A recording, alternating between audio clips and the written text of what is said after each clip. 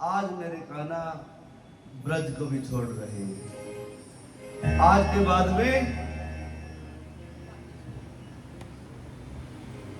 कान्हा ब्रज नहीं आएंगे। सारी सखियां रो रही है, माँ भी रो रही है, बाबा भी रो रहे हैं। कैसी विचित्र, अभी तक तो बच्चा है, छोटा सा है, 9, 10, 11 वर्ष का ही तो है मेरा कान्हा।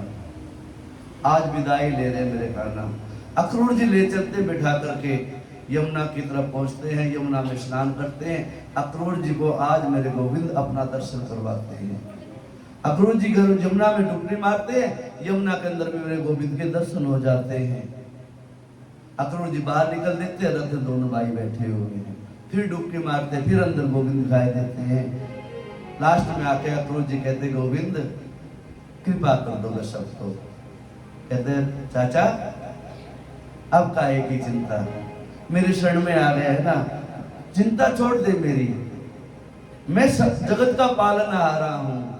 तेरा भाव है, आप मेरे चाचा हो, आप मेरे काका हो, मैं आपका बच्चा हूं, लेकिन मैं जगत का पालनहारा हूं। अक्रूर जी लेकर के चलते हैं। ये समय होते हैं, सभी बाल बाल अपने अपने शिविर में पहुंचते, जहां रहने की व्यवस्था थी। गोविंद कहते हैं दाऊ भैया से, दाऊ भैया बड़े मामा की नगरी देखाऊं, थोड़ी देख ले मामा की नगरी। कहते ना ना ना ना कान्हा, तेरा कोई विश्वास नहीं है, किससे नट बजा ले, तो वो चंचल है, तेरा कोई स्वभाव का कोई ठिकाना नहीं। पते चलते चलते किसी सहेली के चोटी मार दे, पिंच मार दे, और भैया ये तो मामा की सहेलियां हैं, तेरे ब्रजमंडल की सहेलियां नहीं है जो तेरी बात का बुरा नहीं मानेंगे। यहाँ तो जब मुस्टंडे हैं, हमारे दुश्मन हैं, भूल के भी कोई काम मत करना ऐसा। कह रहे नहीं, थोड़ा देख के तो आ जाऊं। अब दाऊ भैया कहते हैं नहीं, अकेला नहीं जाएगा, जब देखने का मन है ना, चल मैं भी चलता हूँ, देखता हूँ मथुरा नगरी कैसी है, मथुरा का बाजार कैसे है, यहाँ कारोबार कैसे चलते हैं, यहाँ के पहलवान कैसे हैं। पहली बार मामा के घर में मेरे कान्हा पधारे हैं, और जिस जीव ने मेरे कान्हा को पुकारा था, उनका भी तो उद्धार करना है। कान्हा जा रहे हैं, सभी अट्टालिका में खड़ी माताएं चश्मा लगा के, मोटे मोटे नंबर लगा के ऐसे देख रही। आ गया वो जिसकी चर्चा सुन रहे थे हम लोग 5-7 साल से। देखा छोटा सा ठिमुना सा ठुम ठुम के चल रहा है, करधनी पहन रखी है, बंसी हाथ में है, मोर मुकुट बांध रखा है। दोनों भाई चले आ रहे हैं, अरे अरे देखो देखो देखो कितना सुंदर है, कन्वा सा है, काला सा है, सांवरा सा है, चित्त चोर है, माखन चोर है, ये वो। अरे इतने इतने बड़े बड़े दुष्ट कंस के राक्षस इसने मार दिए, ये छोटे से इतना बड़ा बड़ा काम कर दिया।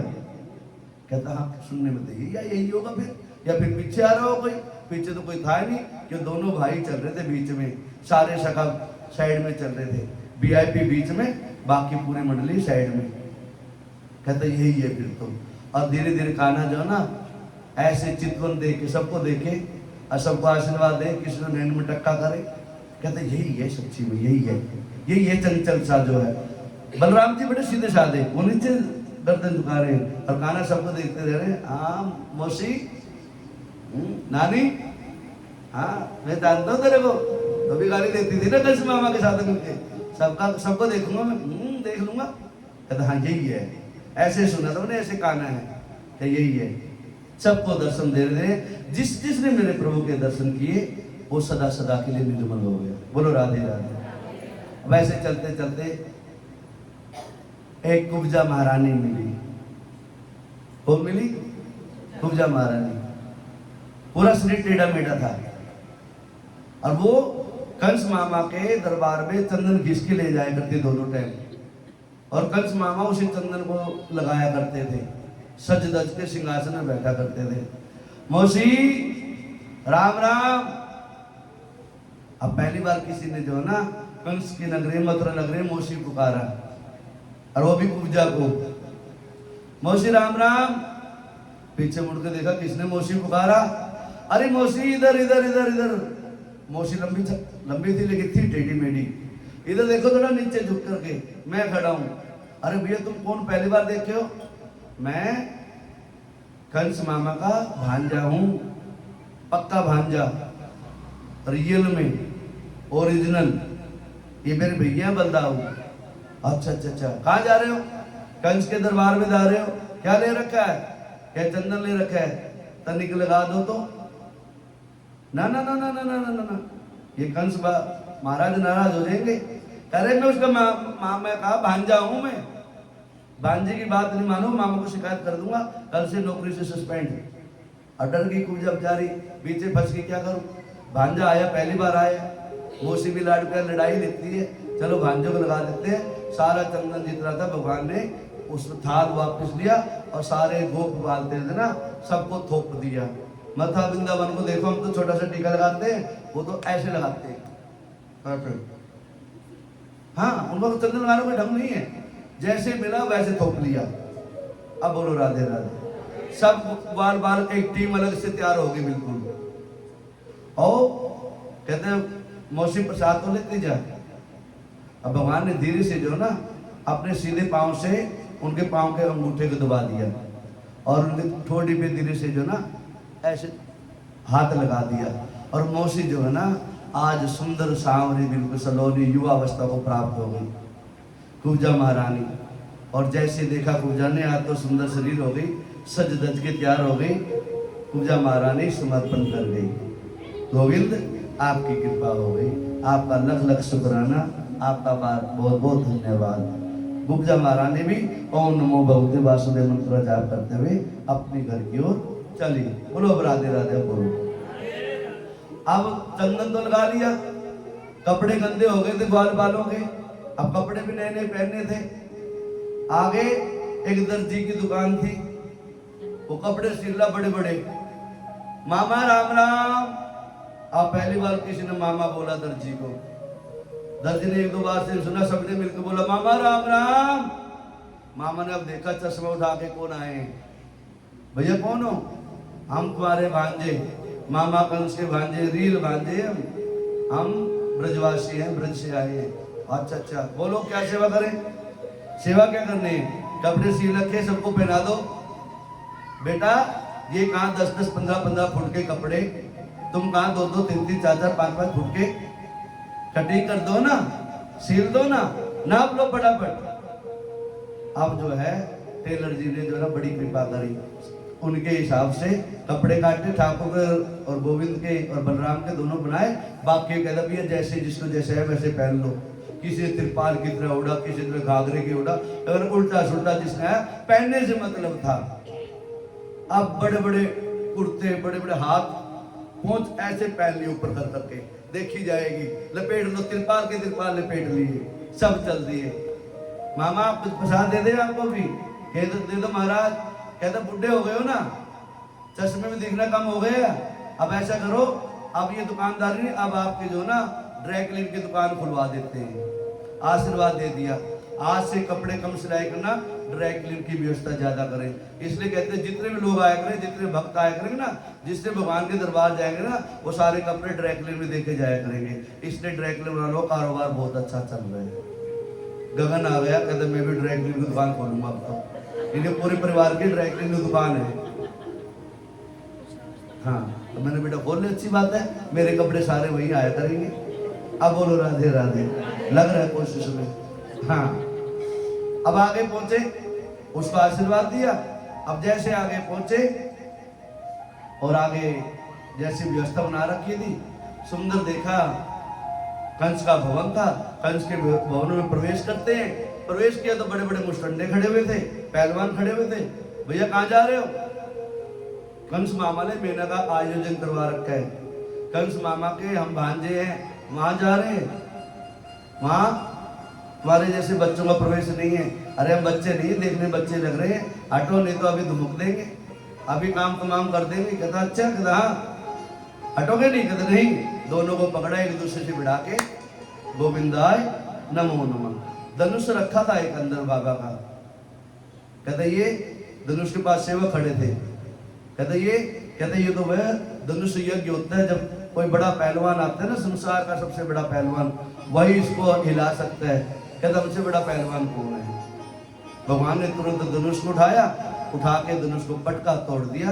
गोविंदाय नमो नमः। आगे चलते हैं, आगे सुंदर स्टेडियम सजा रखा था कंस बाबा, कंस मामा ने, और बड़े बड़े चाणूर मुष्टिक पहलवान इकट्ठे कर रखे थे और बड़े बड़े हाथी गजराज इकट्ठे कर रखे थे।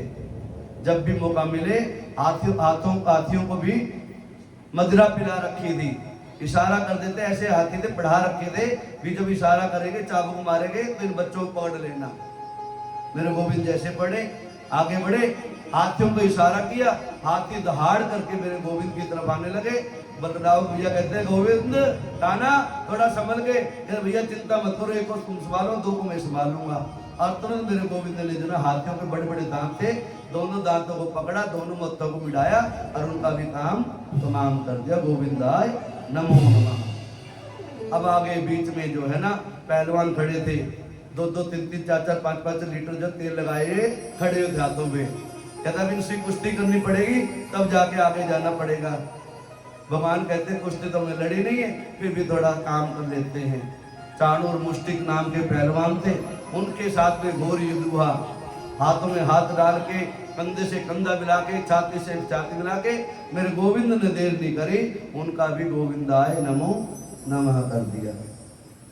अब कंस जो है यही चिंतन कर रहा था, अरे भैया इनको हम मारने की तैयारी कर रहे थे, इसने सब कुछ नष्ट भ्रष्ट कर दिया।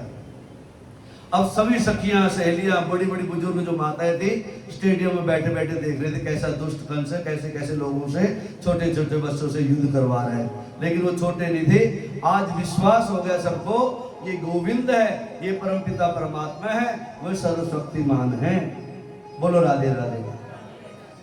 मेरे गोविंद ने मामा की तरफ देखा, मामा राम राम, मामा राम राम।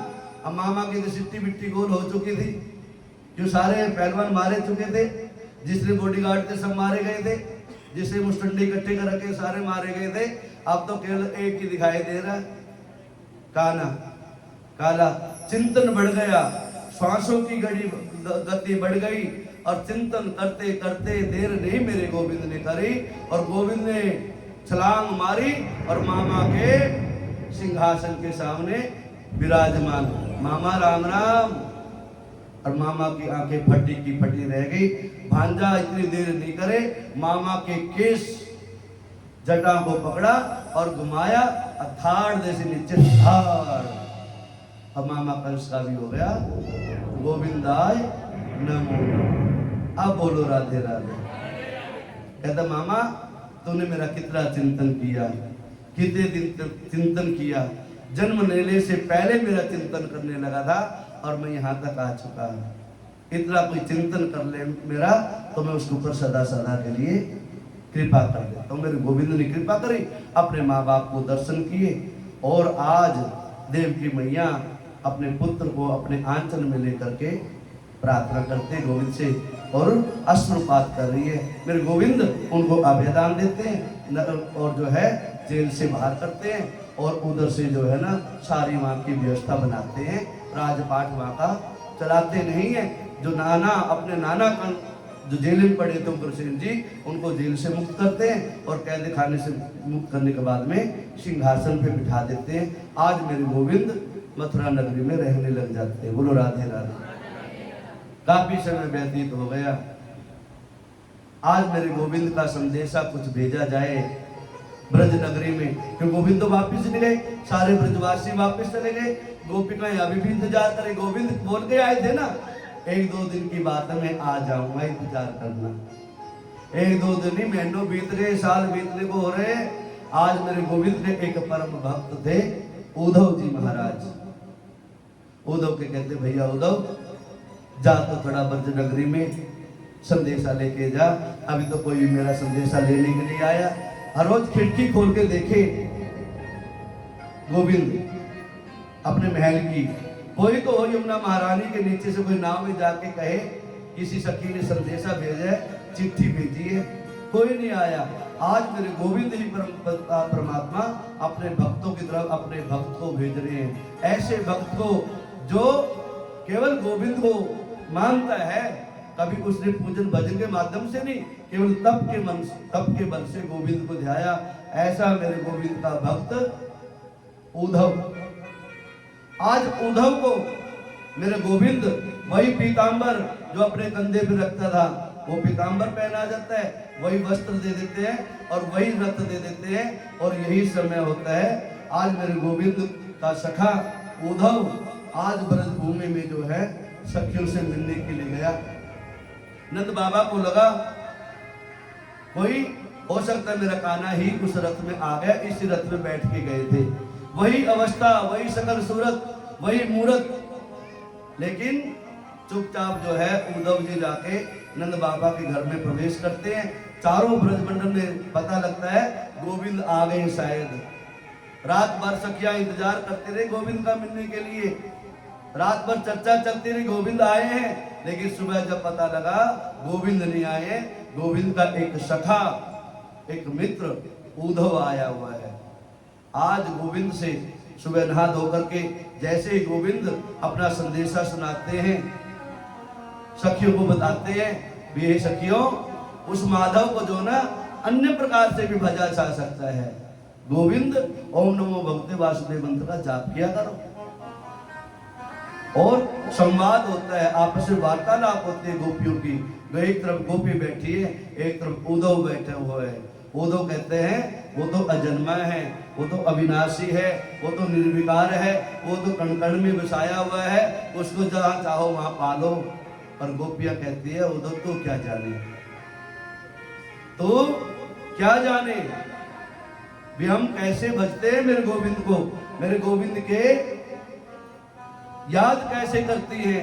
रात दिन जो है हम केवल गोविंद का ही सुमरन करते हैं।